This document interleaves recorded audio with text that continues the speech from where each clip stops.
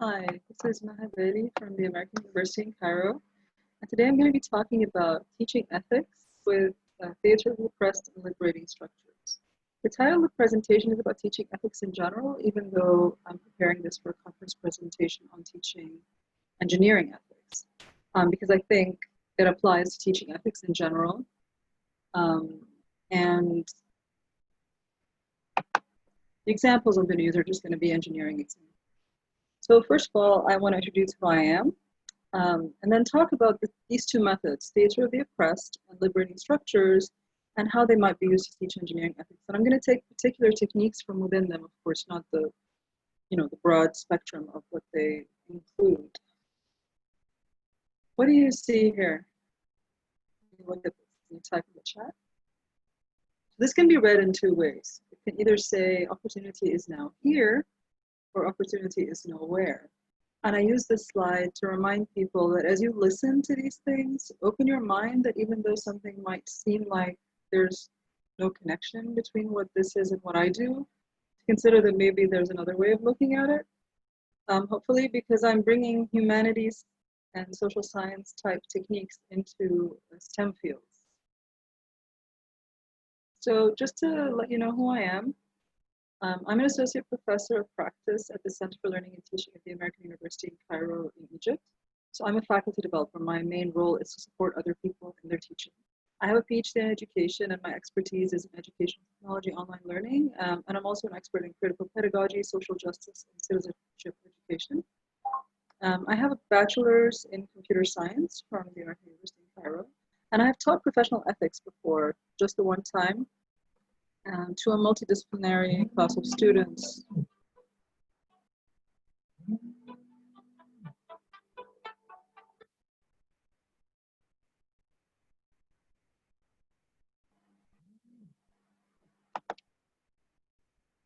And I've also developed expertise in doing liberating structures online. So I've been doing this for quite some time now.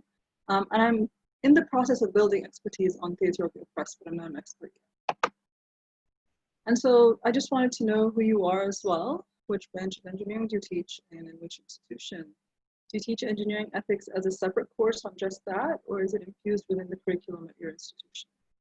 And also I wanted to know if you teach engineering ethics using theory, using case studies, do you do practical situations that students problem solve? Do you do role play? Do you use simulation? Which of these things you use already?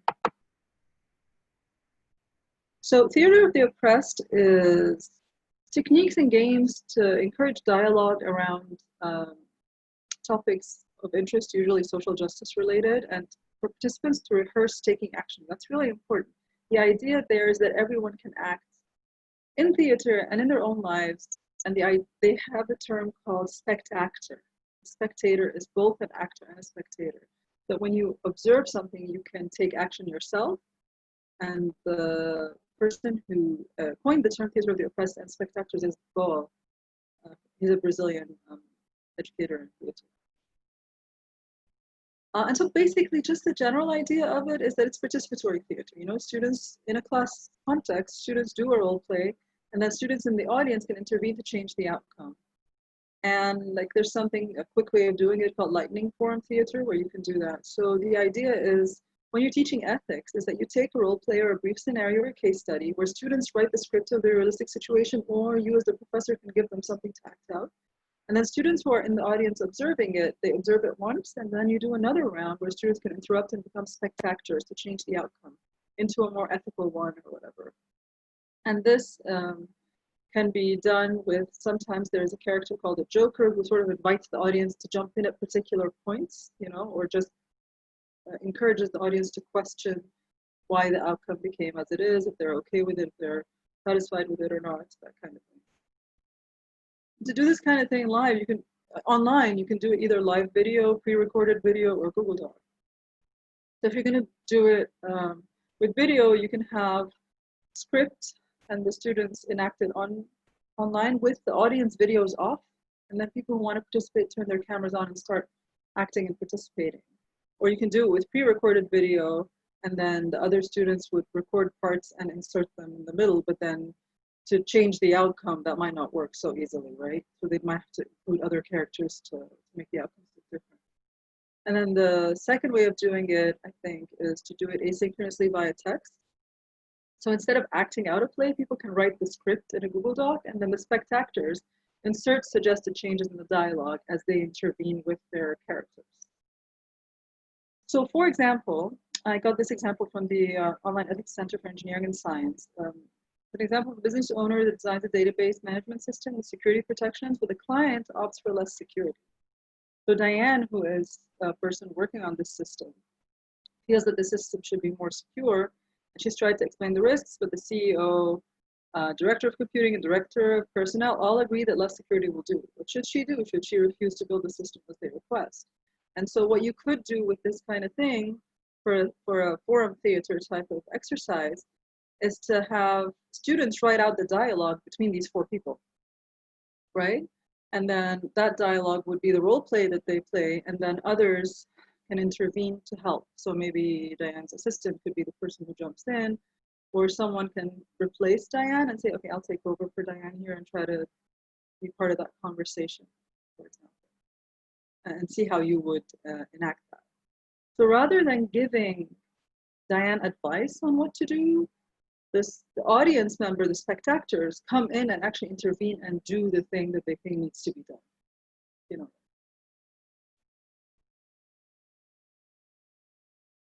So yeah, basically that's the process for doing it. And then after you're done, you can repeat this several times, different students intervening and doing different actions, and then you have a discussion afterwards to connect this experience with your course topics, whatever they may be, and to decide which of the actions were more strategic or made more sense or more likely to work or succeed.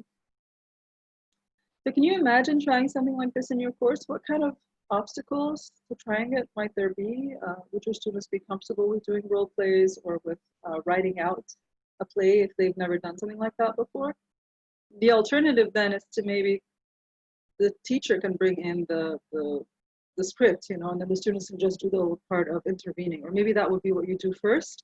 And then once they're used to it, they can start to write it on. I think it's just really important not to be overly perfectionist about the writing of the play and the scripts and all that, and to focus on the spectator aspect of intervening and taking action and so on, rather than the dramatic aspect.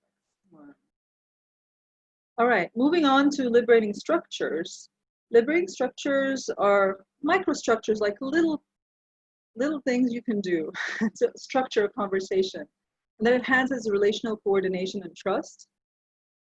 They work really well with large groups to foster lively participation and make sure everyone is included, and it unleashes everyone's creativity and contribution. So instead of those boring meetings where not enough people participate, or even a class of 20, you can't have every single person participate, liberating structures does like this disruptive innovation, and it replaces very controlling approaches and very unstructured approaches that are also not equitable. Like not everyone will participate in those ways. So you should check out the website because there's so many different ways of doing them. You can do them in meetings, you can do them in classes, and they're usually more effective and productive than other approaches. And they're the processes are a little bit like design thinking, which might be more familiar to engineers. And like I said, there are several of them. Today I'm going to talk about two, which is for stopping counterproductive behaviors and making space for innovation, and purpose to practice, which is designing 5 essential elements to make sure that your initiative is enduring and resilient. So I'm going to start with just letting you know that liberating structures are made for face-to-face, but they work really well online, and you just use breakout rooms for group work. And you use something like Google Docs or slides for note-taking, or if it's a very complex structure, sometimes you can use visual sticky note tools like Mural or Miro or Jamboard. I discovered all these things when everyone has to move online because of COVID. So for purpose to practice, I'm going to describe it real quick right here. But you can read the full description online, and you can watch a sample video demo of me and a few other educators demonstrating it for a particular purpose. So the process of purpose to practice, and a lot of the deliberating structures work like this. Like you start by asking people to work on each of these steps individually and then in groups. The ideal is to go in individuals, pairs, fours, and then share with the whole group. What I usually do is individuals, fours, online especially, individuals, groups of 4, and then share with the whole group. And so you would, first of all, ask people to reflect on their purpose. Why is the work important to you in the larger community? Obviously, there'd be a topic, right? Talk about what's the purpose, why is the work important to you. So they would reflect on this on their own, and then they would discuss it in a group of 4, and then you would all come back together to the full group and agree on the purpose. And then you would break out again into groups. Individually, each person must think about the principles. What rules must we absolutely obey to succeed in achieving our purpose? And as individuals write out these principles, give them a few minutes to do that, and then in groups of 4, ask them to put together all the rules that they came up with. And then you can either go back to the main room and discuss with everyone the principles that you came out with and then go back into your groups, or you can go through process through steps 2 to 5 in the groups without coming back to the main room, and then come back to the main room towards the end. It's up to you which way you want to do it. It can be really helpful for the groups to come back to the main room at every step, because it makes sure that if someone can be inspired by another group with some little idea, it helps with everyone's ideas. The third step is to ask about participants who can contribute to achieving our purpose and who must be included for this to help us achieve our purpose. And then the fourth one is structure. How must we organize both macro and micro structures and distribute control to achieve our purpose? And then the fifth one is, what are we going to do? What will we offer to our users or clients, and how will we do it? And these steps, again, do it individually. Let each person give each person a few minutes to think about it on their own and write it somewhere. And then bring together the ideas of the 4 people in a group, and then bring it back to the main room so that everybody can share. This is really helpful because it can make you realize sometimes that your practices are not helping you meet your purpose. Or that's if you're reflecting on something that already exists. But if you're creating a new thing, it's going to help you make sure that your practices align with your purpose, because you've taken account of your principles, your participants, your structure, and your practice. TRIZ is slightly different. Again, description and sample video are here. And again, TRIZ would go individually, then in groups, then in the full group. So you'd let each person reflect on their own, share in a group of 2 or 4, and then share with the whole group. So the first thing is, you have a goal, and then you create something called an anti-goal. So whatever it is your goal is, you write out the anti-goal as if that's your objective. So make a list of all the things you can do to make sure that you achieve the worst result imaginable with respect to your stop strategy or objective. So you're trying to achieve the worst possible thing. Second thing is, go down this list item by item and ask yourself, is there anything that we are currently doing that in any way, shape, or form resembles this item? And this second step, again, you do individually on your own, and then you do in a group. You want to be really honest with yourself here. Make a list of those counterproductive activities or things that actually do happen. The beauty of this one is because people in the first step can be very open about what's, you're thinking about the worst possible outcome, so it seems like it's fictional. But then you're also sharing it with a group. And so sometimes someone mentions something that you didn't realize you do, but that would be indeed counterproductive. And so the third step is to choose items from this second list and decide what first steps you'll take to stop what, creates these undesirable results. This is a really fun, liberating structure, and you can give it like something between 30 minutes and an hour, depending on how complex the thing is you're trying to do. But it does help bubble up a lot of counterproductive behaviors in a very short time. So let's try this, okay? So maybe these structures were not created for teaching engineering ethics, but can you fit a tomato in an egg carton? Maybe you can, maybe you can't. I've got 2 practice cases, and you can choose which one to apply this to. So one practice case is about a QA review that was being done for a computer product where this person called Ralph had developed code, but he was using code that he had written himself at a startup where he previously interned, but that code was copyrighted. And when his boss told him, he didn't realize. He didn't know about copyright, and the startup that he used to work for is now out of business, so he doesn't know how to contact the owner for the copyright to rewrite the entire code of the product.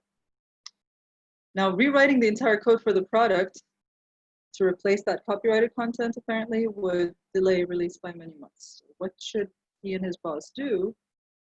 Would we use TRIZ or Purpose to Practice to help us do this? Would we use Theatre of the Oppressed? Forum Theatre. Another practical case, and this is a very short one, how do we ensure engineers graduating from our university act ethically? And so I want to encourage you to try using purpose to practice or TRIZ to answer this question. You know, think about all these things. I could try it right now using,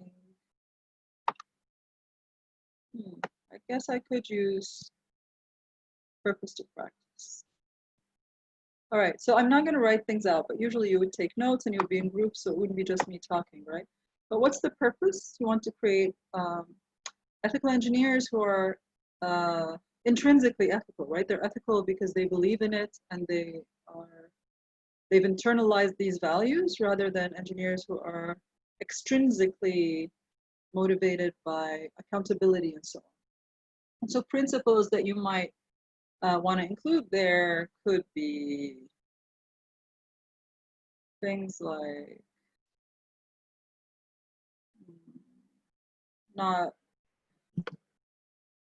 things like, okay, one principle, for example, in university would be that this would be something that is infused throughout the curriculum, this encouragement of engineering ethics, right? That you wouldn't have things in your curriculum that would sort of sideline them on this ethical path. Another one might be that they think critically about situations and that they understand that situations are not necessarily black and white, but that they have these values inside them. Other principles might be cooperation and collaboration, that this is something, maybe transparency, openness, things like that could be your principles. I don't know what the principles are. And then participants, who would contribute to us developing these principles? Who needs to be stakeholders in this?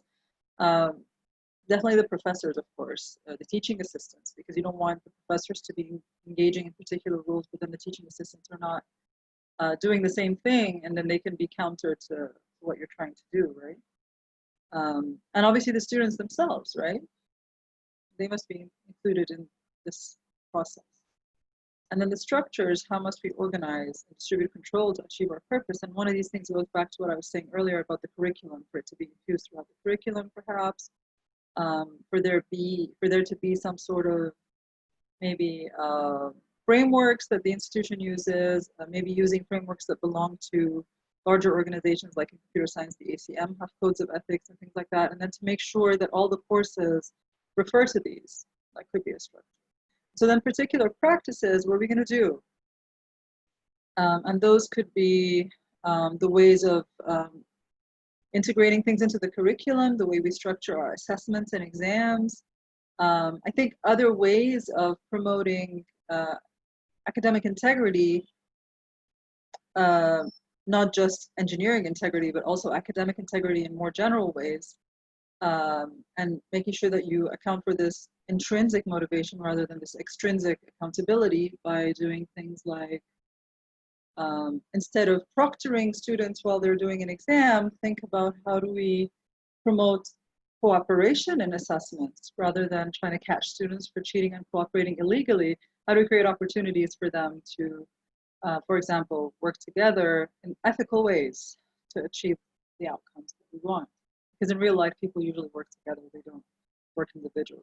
So this is just one way of doing it. It may not seem like very linear because it's not my area of expertise necessarily that I'm talking about here. But I'm just taking you through the process of how you might do it. If you were doing it with TRIZ, then maybe the outcome you wanted was to create unethical engineers. And then you go down the list and ask yourself, you know, you write a list of things. Oh, this is what would create an unethical engineer. One of those things is, for example, managers who are unethical, right? Or accountability systems that reward cheating or that reward dishonesty, or corporate environments that prioritize profit over values, or a country that has corruption and bribery, or things like that, right? All of these would make it more difficult for an engineer to be ethical, and so you'd say, what's an unethical engineer?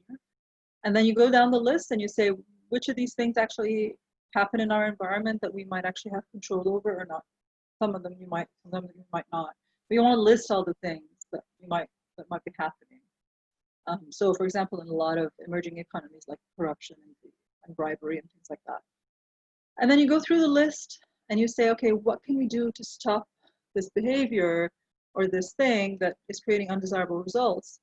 And I think maybe in the case of things where you don't have control, like you're not the teacher who's making that happen or the engineer himself, him or herself, but that maybe it's happening in the environment, is like, how do you prepare your engineers, for example, to deal with things like bribery in the system, corruption in the system. So these would be the kind of things that you would do. And of course, you'd have ideas of something more specific. Okay, I just wanted to recognize a few people who helped me out when I was creating this presentation with early ideas that I had. Dr. Taysib al-Nasr, Dr. Galal Jalaluddin, Dr. Aziz Ahmed, and Ramis Habib, who was my students at some point. And I also want to thank Mia, Autumn, Ken, and Rissa, who helped me create demo videos for practice centers that are linked. Thank you very much.